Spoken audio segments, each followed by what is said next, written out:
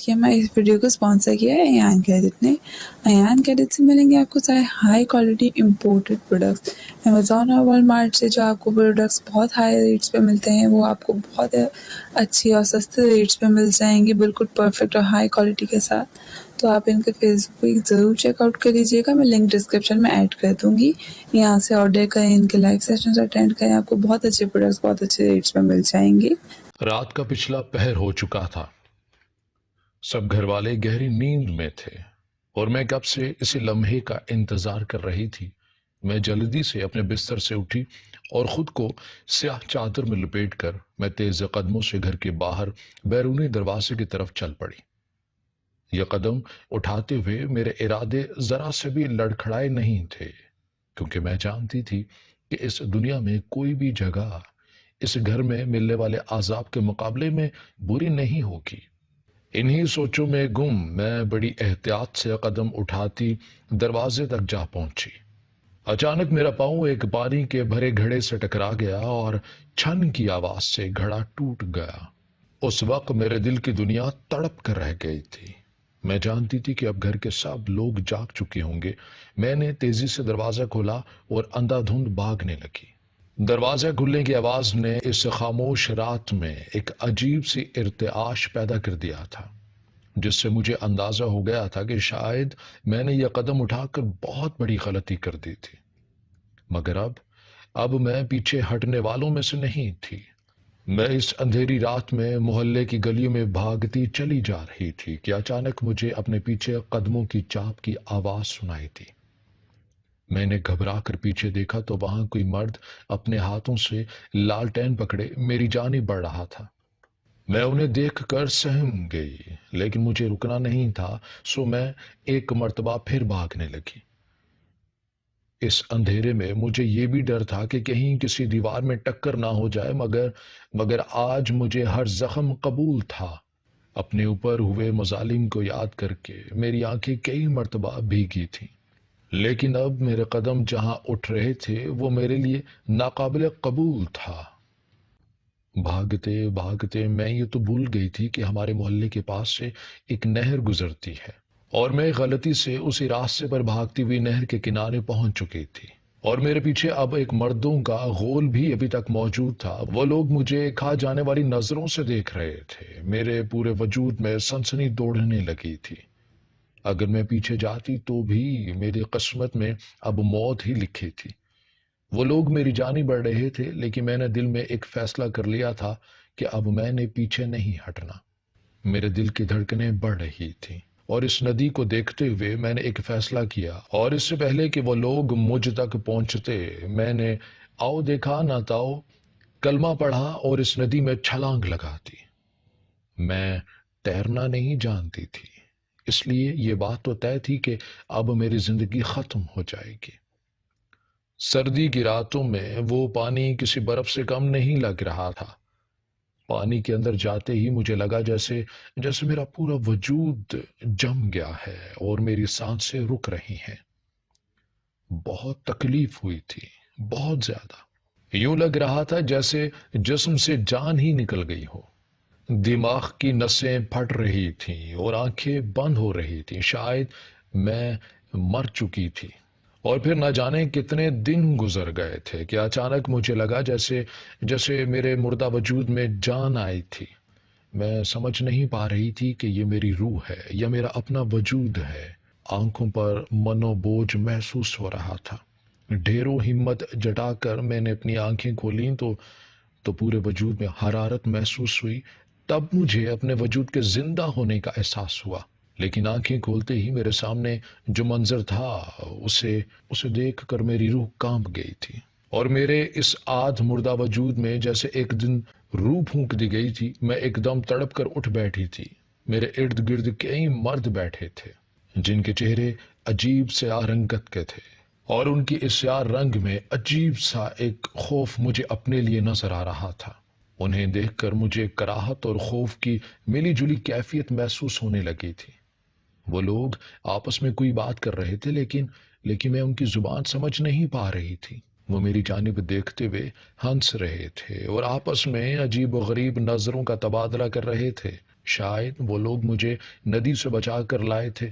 میں ایک دم سہم سی گئی تھی اور میں نے اپنے پورے وجود کو ان وحشیوں سے بچانے کے لیے اپنے آپ کو سمیٹ لیا۔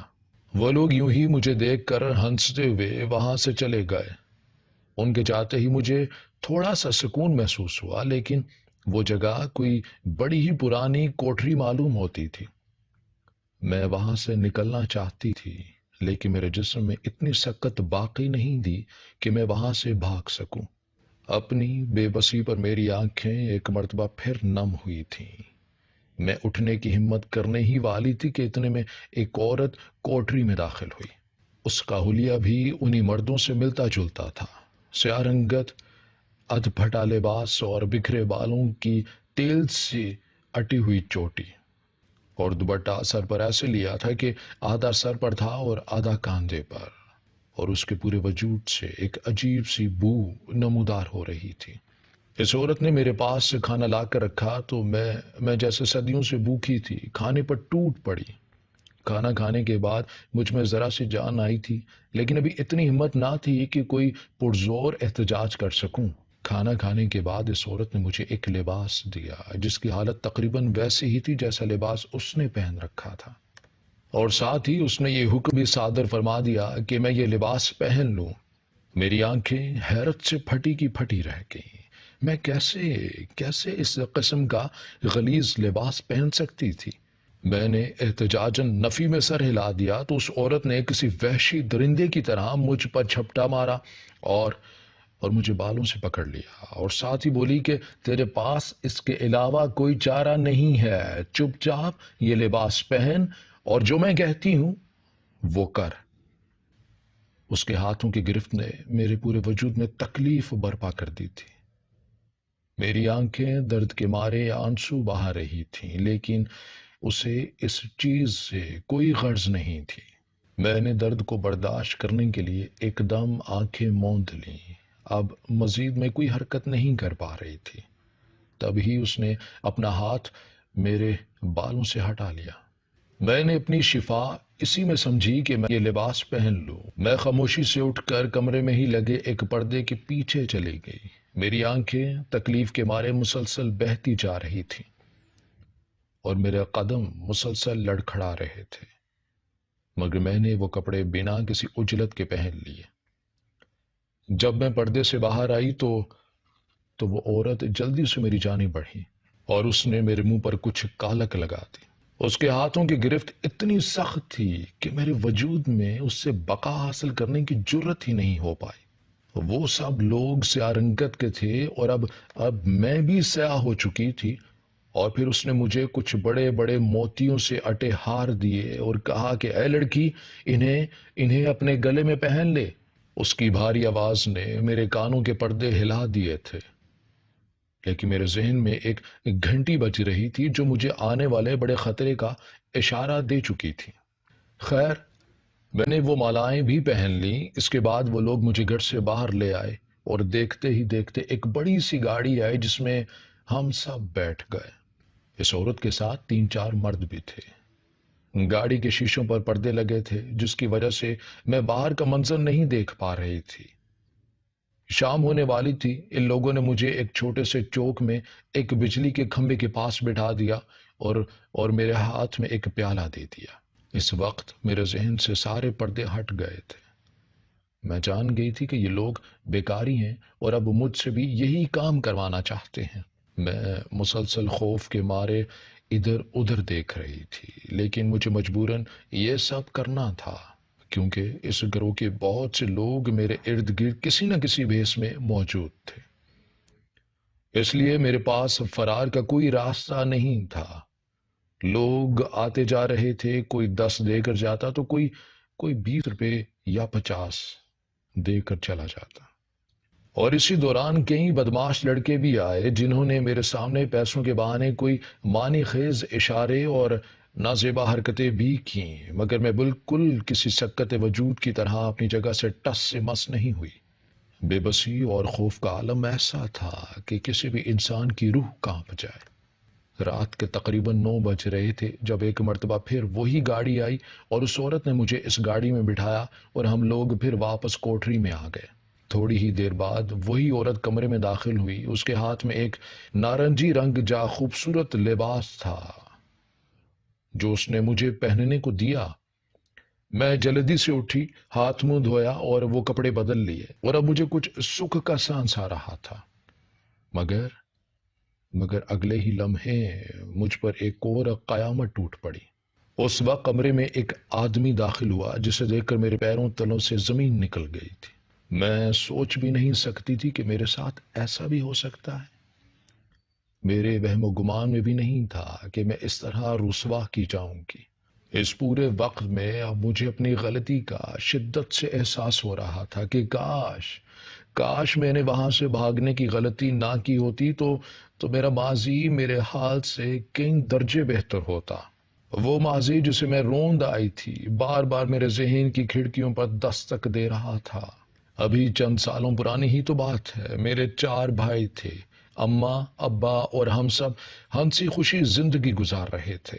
آہستہ آہستہ سب بھائیوں کی شادی ہو گئی۔ بھابیاں ہر وقت اماں سے لڑتی رہتی، یہی وجہ تھی کہ کوئی بھابی بھی چند ماہ سے زیادہ ہمارے ساتھ نہیں رہی تھی۔ سب اپنے اپنے گھر کی ہو گئی تھی، بھائی انہیں لے کر الگ گھر میں رہنے لگے تھے۔ اس وقت میں 12 سال کی تھی جب ابا کا انتقال ہو گیا۔ اماں ہر وقت بیمار رہنے لگی تھی۔ اب مجبوراً مجھے گھر کا سودا سلف لینے باہر جانا پڑتا تھا۔ میرا رنگ کپاس کے گولے کی طرح سفید تھا اور حسن تو جیسے مجھ پر ٹوٹ کر اترا تھا۔ یہی وجہ تھی کہ اماں مجھے گھر سے باہر نہیں جانے دیتی تھی، اور اب جب میں باہر جاتی تو ہمارے محلے کے لڑکے مجھے عجیب عجیب نظروں سے دیکھتے اور آوازیں کستے تھے۔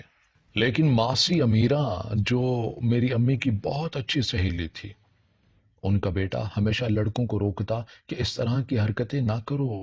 مجھے اس کی یہ عادت بے حد لبھاتی تھی۔ ایک روز ماسی امیرہ نے مجھے کہا کہ بیٹا، تم گھر رہا کرو، کوئی بھی سودا لینا ہو مجھے بتا دیا کرو، میں لا دوں گی۔ ان کی اس بات کے بعد میں زیادہ تر وقت گھر پر ہی گزارتی تھی۔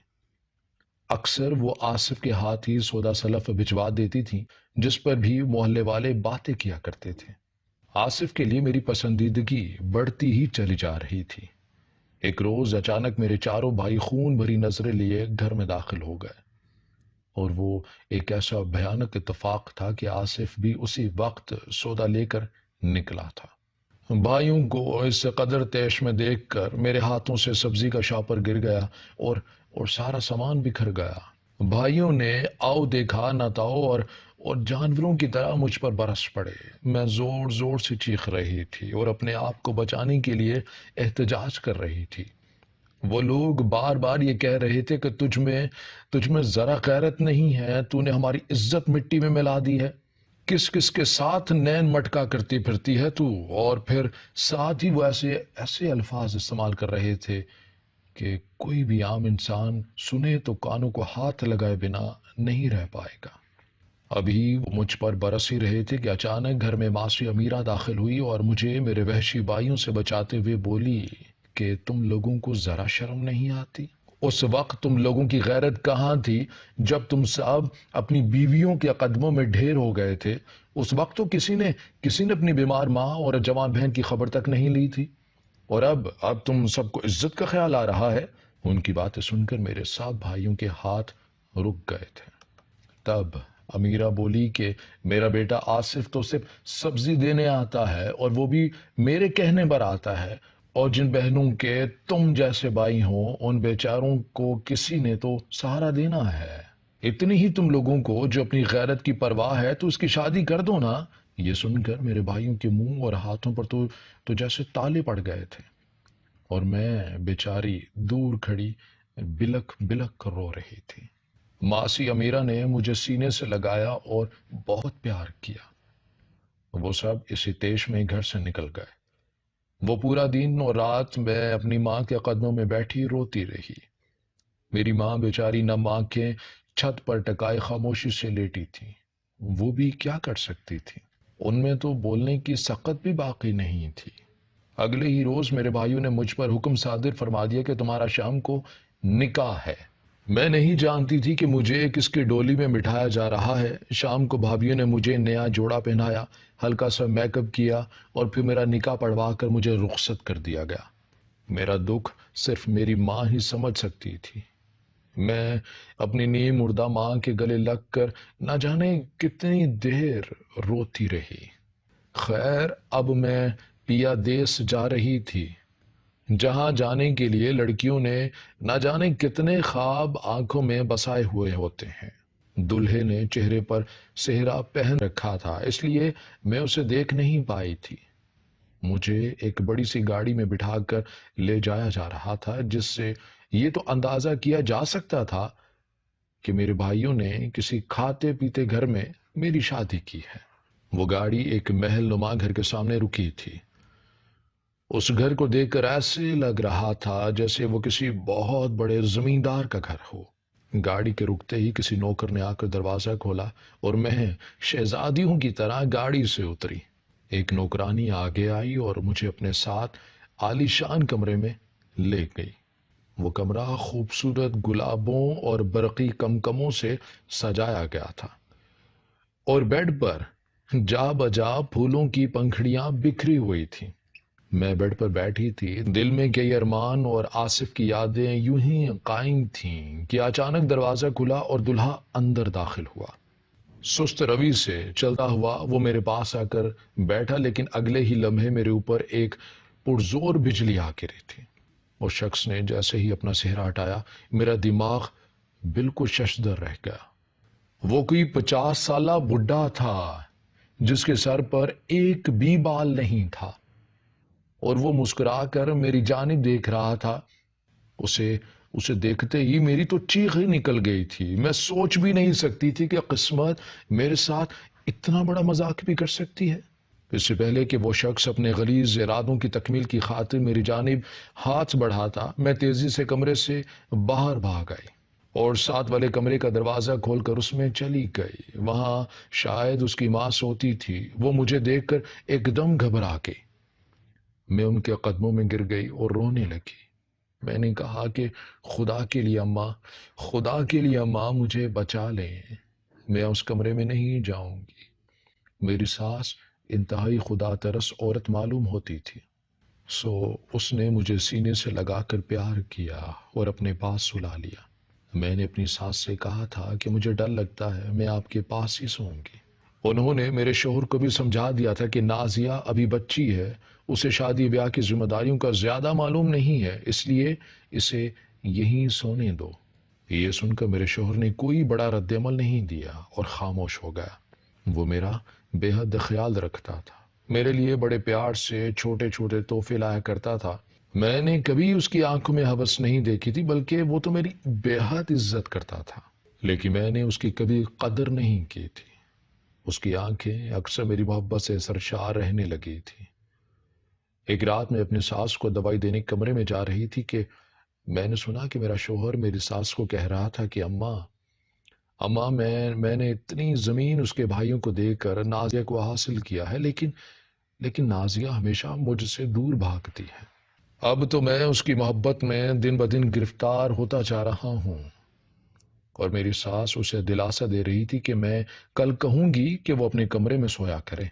یہ سن کر میرے جسم میں ایک سنسنی سی دوڑی۔ میں اس شخص کو کبھی بھی قبول نہیں کر سکتی تھی، نہ جانے کیوں مجھے اس شخص سے شدید نفرت ہوتی تھی۔ اس کے وجود سے مجھے گھن آتی تھی۔ میری ساس نے اسی رات مجھے کہہ دیا کہ بیٹی، وہ تیرا شوہر ہے، اس طرح دور بھاگ کر کب تک تم زندگی گزارو گی؟ بس آج تمہاری اس کمرے میں آخری رات ہے، اس کے بعد تم اس کے کمرے میں سوگی۔ اپنی ساس کی یہ بات سن کر میرے دل میں ہلچل مچ گئی تھی۔ میں کوئی آخری فیصلہ کرنے کا سوچ رہی تھی کہ آخر کس طرح اس سب سے چھٹکارا حاصل کیا جائے، اور پھر ایک حتمی فیصلہ کرنے کے بعد میں خاموشی سے سو گئی۔ اور جیسے ہی مجھے یہ یقین ہو گیا کہ سب سو گئے ہیں، میں خاموشی سے حویلی سے نکل گئی۔ اس وقت بجلی جا چکی تھی، اور جب میں حویلی سے باہر آئی تو گھر کے کچھ نوکر بھی گھڑی کی آواز پر جاگ گئے تھے۔ اس وقت مجھے کچھ نہ سوجھا اور میں نے ندی میں چھلانگ لگا دی۔ وہاں سے نہ جانے کیسے میں ان بیکاریوں کے ہتھے چڑھ گئی تھی، اور اب میرے سامنے ایک نوجوان موجود تھا جو میری عزت کو تار تار کرنے آیا تھا۔ میرے اختیار میں کچھ نہیں رہا تھا۔ ماضی کی غلطیاں میرے دماغ کے پردے کو بار بار جھنجھوڑ رہی تھی۔ وہ زندگی اس زندگی سے ہزار درجے بہتر تھی جس میں اپنے شوہر کے ساتھ رہتی تھی، وہ شوہر جو میری بے حد عزت اور قدر کرتا تھا، لیکن میں نے اس کو کبھی اس کا حق نہیں دیا۔ شاید اسی لیے اللہ نے مجھے یہ دن دکھایا تھا۔ اب روز میں ایک جہنم سے گزرتی ہوں اور اللہ سے معافیاں مانگتی ہوں کہ شاید کبھی میری کوئی معافی اس کی بارگاہ میں قبول ہو جائے اور میں اس جہنم سے نکل کر اپنے شوہر کے ساتھ سکون کی زندگی گزاروں۔ ہماری ویڈیو اگر آپ کو پسند آئی ہے تو ضرور لائک کیجیے، اپنی رائے دینا چاہیں تو کمنٹس کیجیے، اچھی لگے تو شیئر کیجیے۔ اس کے ساتھ ساتھ اگر آپ نے ہمارا چینل سبسکرائب نہیں کیا تو ضرور کیجیے اور بیل آئیکن پر لازمی کلک کیجیے تاکہ ہماری ہر آنے والی ویڈیو آپ تک بر وقت پہنچ سکے۔